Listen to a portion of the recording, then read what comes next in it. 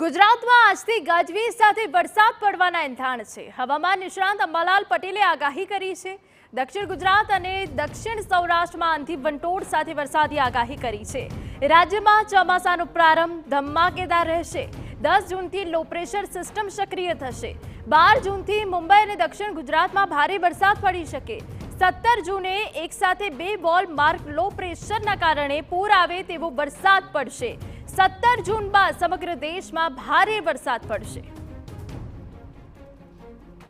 ગુજરાતના ભાગોમાં પવનની ગતિ તેજ રહેશે અને તેજ ગતિની સાથે ગાજવીજ સાથે વરસાદ થવાની શક્યતા રહેશે। તે પૂર્વે લગભગ ઉત્તર પશ્ચિમ રાજસ્થાનના ભાગોમાં લગભગ 60થી 70 કિલોમીટરની ઝડપે વિન્ડ ગસ્ટ રહેશે।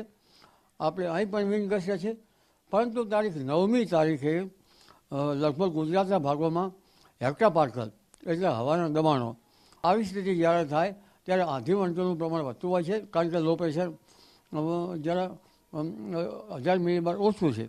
1001થી 1003 મિલીબાર થાય ત્યારે ગુજરાતમાં વરસાદની સ્થિતિ રહેતી હોય છે અને આ મિલીબારના કારણે ગાજવીજ અને આંધીના વંટોળ પ્રમાણે વરસાદ આવશે અને ઉપલા લેવલમાં બંગાળ ઉપસાગરમાં અને અરબ સાગરના ભેજના કારણે વાદળો રચાશે અને આ વાદળોના કારણે ગાજવીજ સાથે વરસાદ થવાની શક્યતા રહેશે।